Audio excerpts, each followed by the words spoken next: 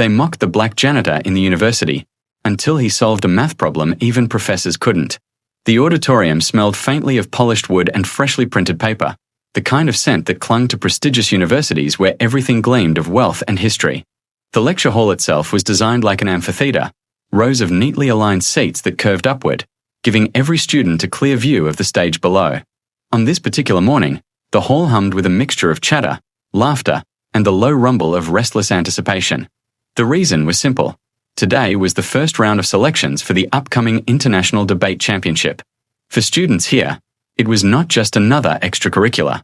Winning meant prestige, recognition, and in some cases, powerful doors opening into politics, media, and even global leadership. For most students, this was a stage to show off their polished English, their commanding presence, and their confidence. But for Amara, it was a test of survival. Amara sat quietly in the second row, her back straight, her hands resting on a notebook that was already frayed from weeks of scribbled ideas and practice speeches. She was 20 years old, but her eyes held the depth of someone who had lived many lives. Born and raised in a small Ghanaian village, she had grown up in a world where every day was a battle, whether against hunger, failing infrastructure, or the limits imposed on her by poverty. Yet, despite all of it, she had fought her way into this prestigious university on a full scholarship, something that shocked even herself at times. But in the walls of this hall, her brilliance was often overshadowed by something far more superficial: her accent. Whenever she spoke in class, a few students would exchange knowing glances. Others would suppress laughter. The words she formed were intelligent, often more insightful than most, but the way her vowels bent and syllables rolled became the subject of mockery. It was not that they couldn't understand her, it was that they refused to respect her. This morning was no different. The professor, a silver-haired man with spectacles perched at the edge of his nose, clapped his hands together to draw the class's attention. As you all know, today we'll begin our introductions.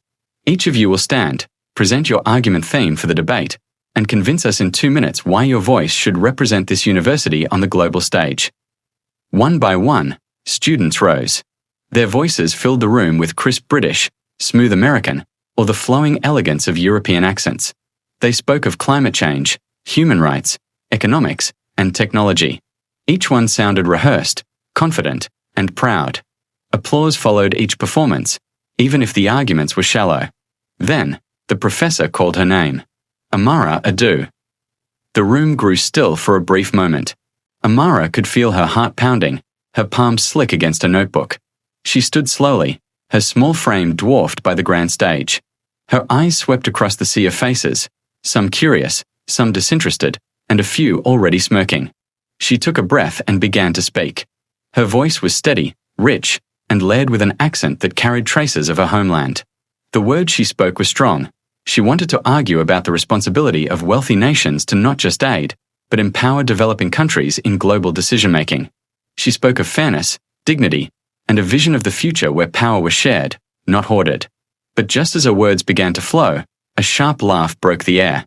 From the back row, a tall student leaned back in his chair, his designer jacket draped carelessly over the seat. He was known throughout the university for his arrogance, the son of a millionaire businessman, always loud, always dismissive. His name was Richard. He cupped his hands around his mouth and mimicked her accent, exaggerating each syllable in a cruel parody. "Impua de developing countries," he snickered, loud enough for several rows to hear. The laughter spread quickly. First in whispers, then in giggles, then openly. Students turned their heads, some covering their mouths, others shaking their shoulders with suppressed amusement. Amara froze for half a second. Her throat tightened, her face burned, but she refused to look at him. Instead, she pushed forward, her words faltering only slightly as the echoes of mockery rippled through the hall. She finished her 2-minute speech in silence, her voice quieter now, but her words still sharp.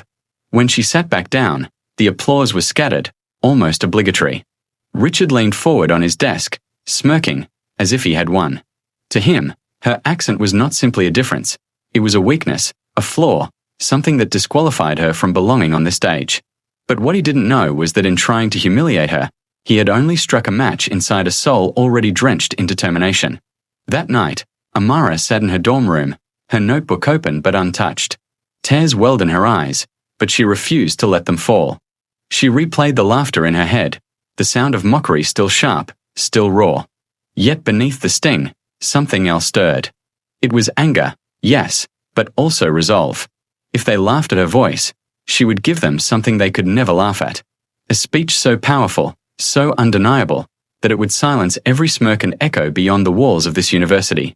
And as she began to rewrite her notes with a trembling hand, she whispered to herself a promise.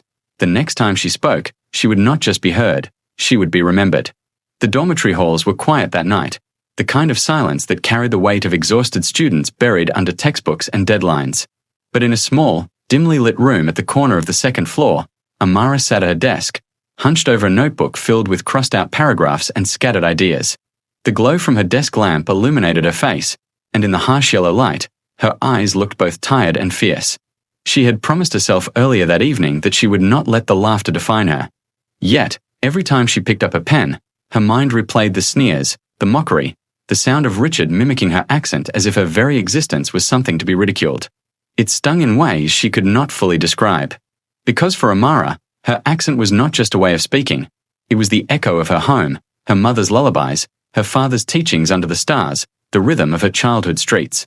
Every syllable carried with it the land she came from. To laugh at her accent was to laugh at everything she was.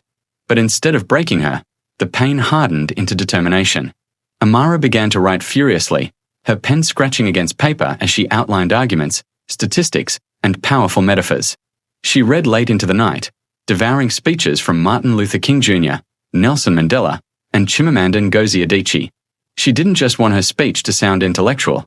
She wanted it to move people, to shake them to their core. When the clock struck 3 a.m., her body begged for sleep, but her mind was alive with fire. She looked at the crumpled pages that littered the floor and whispered to herself, "They won't laugh next time. They'll listen." The following days were no easier. In class, Richard grew bolder. His arrogance, already legendary, now seemed to thrive on Amara's humiliation. Whenever she raised her hand, he would roll his eyes dramatically. Sometimes, when she spoke, he would repeat her words under his breath, mimicking her intonation just enough to make those around him chuckle. His friends joined in, treating her accent like a running joke. And yet, Amara did not respond. She remained quiet, her face a mask of composure, though inside, the sting dug deeper. She wanted to shout at them, to demand respect, but she knew that her true reply had to come on the stage. That was where she would dismantle Richard, not with anger, but with brilliance. Every evening, she retreated to the library. The massive hall with its endless shelves became her sanctuary. She studied global policies, historical speeches, and even psychology, how words could bypass logic and grip the human heart. She practiced in front of mirrors, in empty classrooms, even whispering her speech under her breath as she walked to class.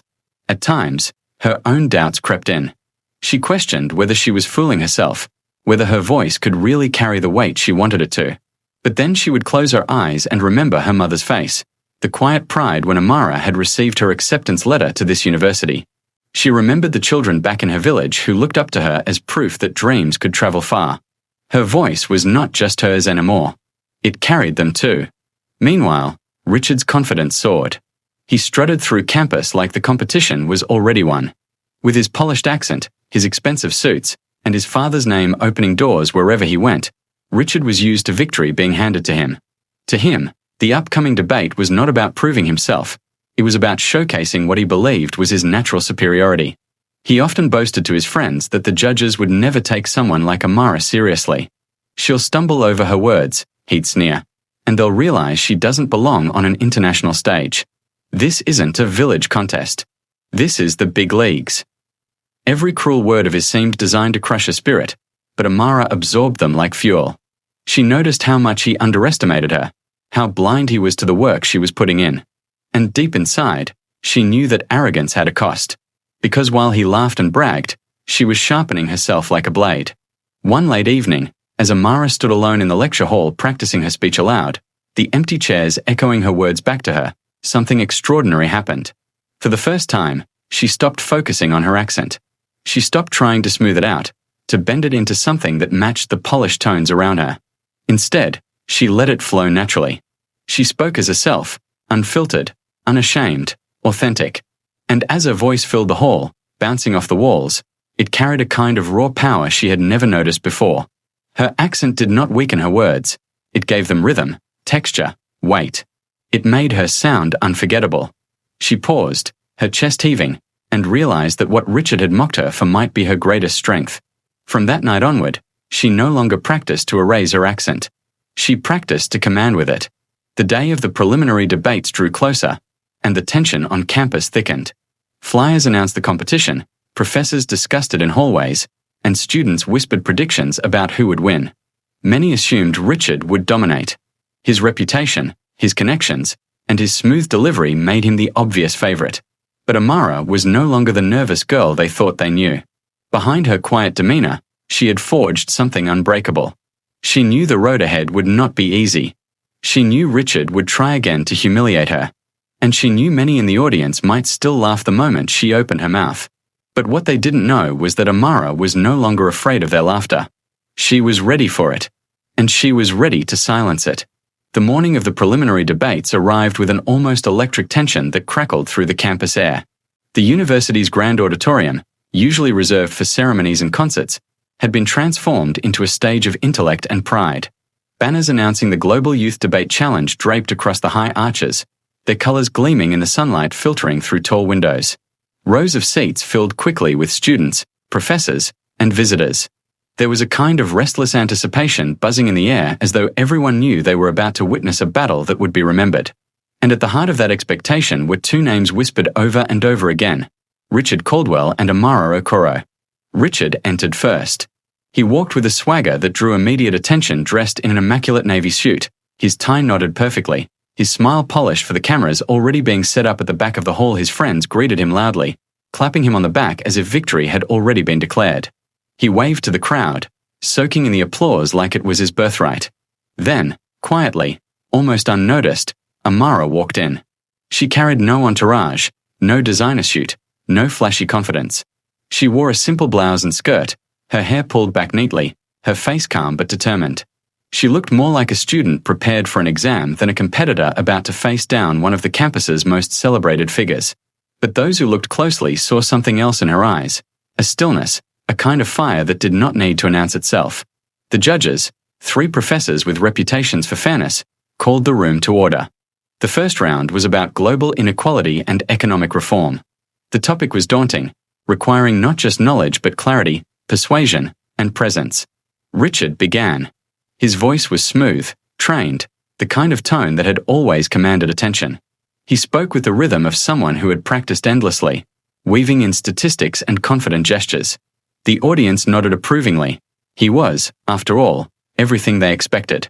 His words flowed like silk, and when he finished, the room erupted in polite applause. Amara stood next. For a moment, there was silence. Richard leaned back in his chair, a smug smile tugging at his lips, as though waiting to watch her falter. She stepped forward, her notes trembling slightly in her hands. The first few words caught in her throat, her accent clear, her voice softer than Richard's commanding tone. A few whispers rippled through the crowd, and someone in the back chuckled. Richard smirked. But Amara did not look at him. Instead, she fixed her gaze on the audience and steadied herself.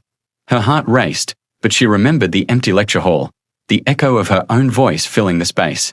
She remembered the realization that her accent was not a weakness, but a strength. So she leaned into it. Her voice grew stronger, rising with conviction. She spoke not as someone trying to sound perfect, but as someone who had lived the realities she described. When she talked about poverty, her words carried the weight of villagers where families lived on less than $1 a day. When she spoke of inequality, she painted pictures of classrooms without books, of children walking miles just for clean water. She did not just throw statistics. She told stories, weaving humanity into her arguments in a way Richard could never imitate. The whispers quieted. Heads tilted forward. The audience leaned in. Amara spoke with rhythm, with heart, her accent making every word distinct and unforgettable. She quoted world leaders, yes, but she also quoted her grandmother's wisdom.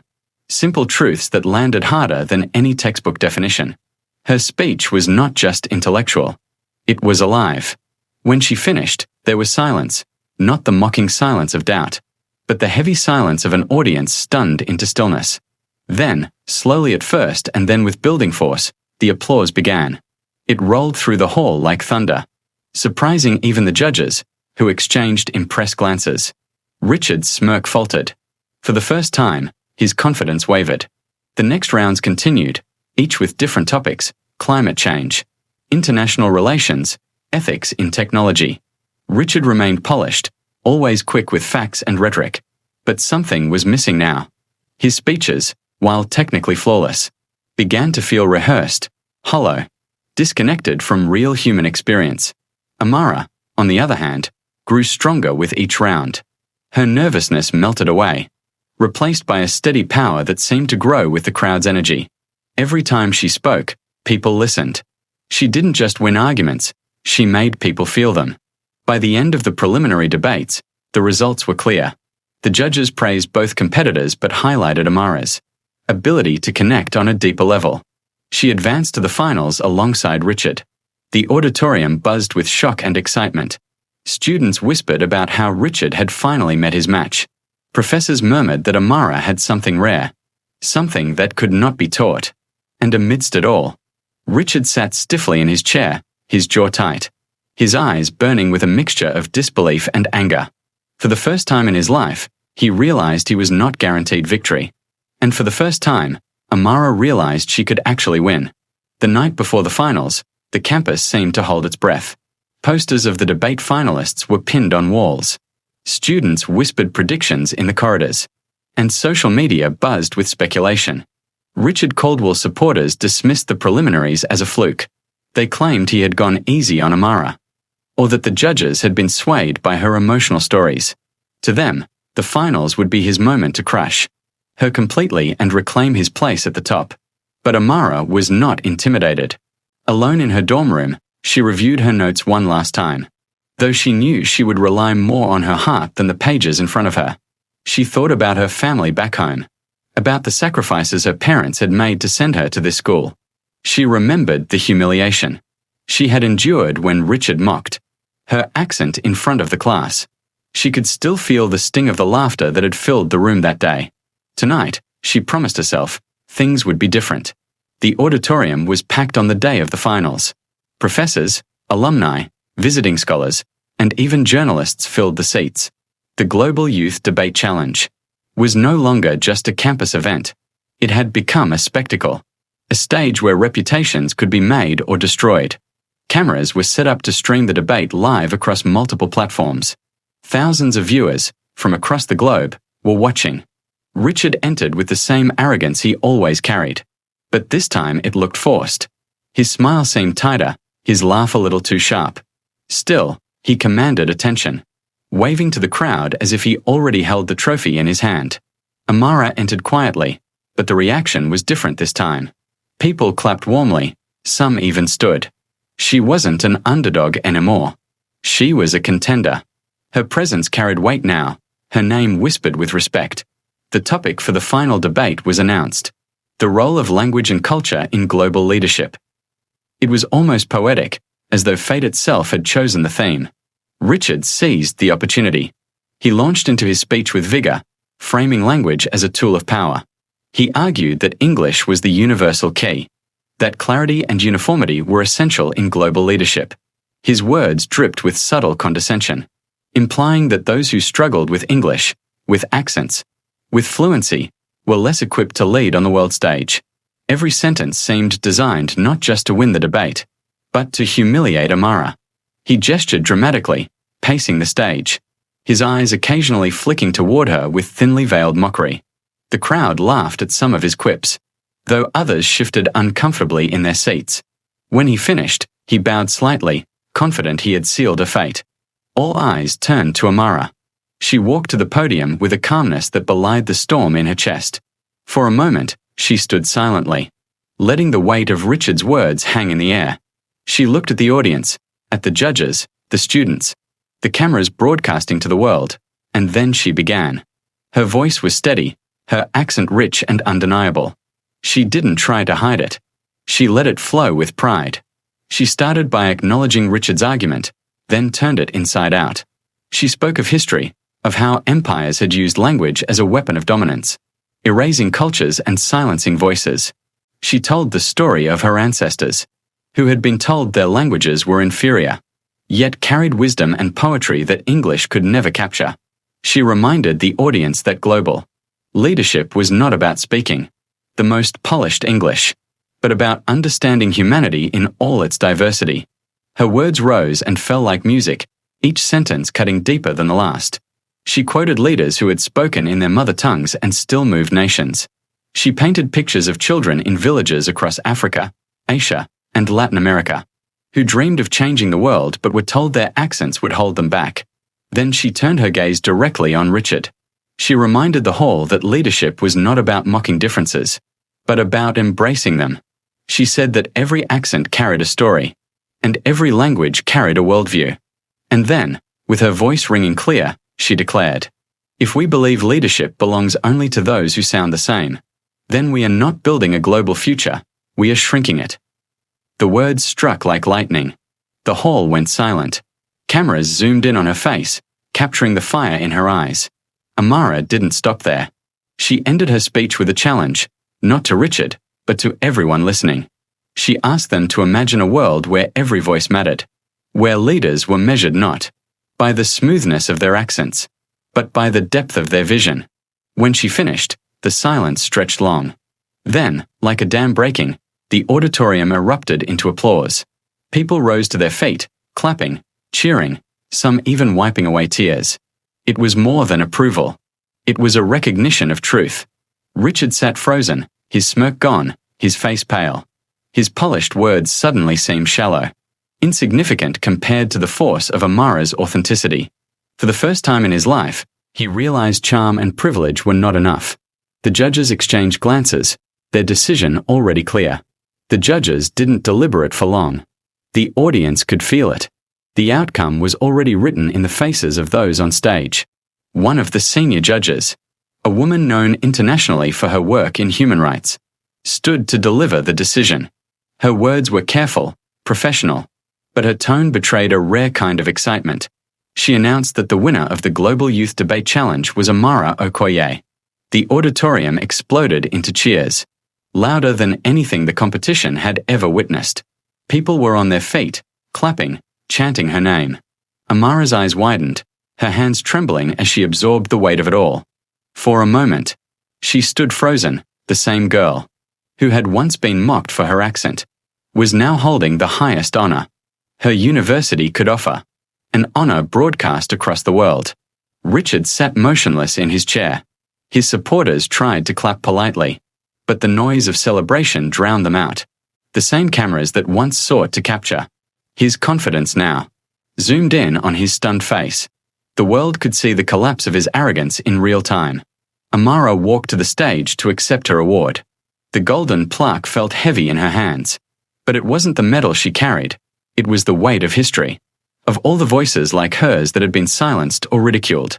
She lifted it high, and the cameras captured an image that would soon spread across continents. But this was only the beginning. The days following the debate were unlike anything the university had ever seen. Amara became a symbol, not just a champion. Students who had once ignored her now sought her out for advice and conversation. Professors praised her courage in lectures, pointing to her speech as an example of leadership in its purest form. Clips of her speech flooded social media. Within 24 hours, it had been shared millions of times. Hashtags bearing her name trended globally. News outlets replayed the moment she said, "If we believe leadership belongs only to those who sound the same, then we are not building a global future, we are shrinking it." The reaction was overwhelming. People across the globe, from Nairobi to New Delhi, from Rio to rural towns in America, posted messages about how her words had inspired them. Children recorded videos repeating her lines in their own languages. Activists wrote that she had given voice to something they had long struggled to express. Meanwhile, Richard's reputation crumbled. His jokes, once laughed at, were now replayed in a different light. Clips of him mocking Amara's accent circulated, alongside footage of her triumphant response, making him a symbol of arrogance and ignorance. Sponsors who had once backed his debate team quietly withdrew support. Even his closest allies began to distance themselves. For the first time, Richard realized humiliation was a more lasting teacher than applause. Weeks later, Amara received an email that would change everything. She had been invited to deliver a keynote speech at a global education summit hosted by the United Nations. The event would be attended by diplomats, policymakers, and leaders from every corner of the world. She prepared carefully, but when the day came, she chose to speak not from a script but from the same place she always had, her heart. Standing before the assembly, she spoke about the power of voices, the dignity of accents, and the danger of a world that demanded uniformity. She called for education systems that celebrated cultural identity, rather than erasing it, and for leaders to remember that empathy mattered more than polish. The hall rose in applause once more, but this time the world was watching in full. News anchors called her the voice of a new generation. Commentators said her words carried more impact than speeches given by seasoned diplomats, and in a twist that no one could have predicted, her keynote speech won her the Global Youth Leadership Award, an honor that came with not just recognition, but funding to launch initiatives across the globe. Back at the university, Richard faded into the background. For a while, he tried to maintain his old bravado, but it was clear the tide had turned. No one admired his sharp tongue anymore. Professors called him out in subtle ways, using him as a cautionary tale about arrogance. His once loyal peers moved on, drawn toward the gravity of Amara's rising star. It wasn't just about losing a debate. It was about losing the illusion of superiority he had built his entire life on. Richard avoided the cafeteria where the debate had first sparked the feud. He avoided eye contact with Amara whenever they crossed paths. The laughter he once thrived on had turned into whispers of mockery, but this time, they weren't aimed at her. Months later, Amara was invited back to the same auditorium where it all began, to give a guest lecture. The hall was filled with new students, many of whom only knew her story from the viral videos. She stood on stage, her presence commanding, her voice unwavering. She looked around the room and saw faces lit with hope. And then, in the back row, she noticed Richard. He wasn't smirking anymore. He wasn't surrounded by friends. He sat alone, listening. His eyes weren't filled with arrogance, but something else, recognition, maybe even regret. Amara didn't pause or falter. She spoke as though he wasn't even there, because the story had never been about him. It was about something larger, about the millions of voices like hers, that would no longer be silenced. And as she ended her lecture, she left the students with the same challenge she had once given the world. Every voice you silence is a story you'll never hear, and every story you never hear is a future you've already lost. The hall erupted again in applause, and Amara walked away, not as the girl who had once been mocked, but as a leader shaping the global stage.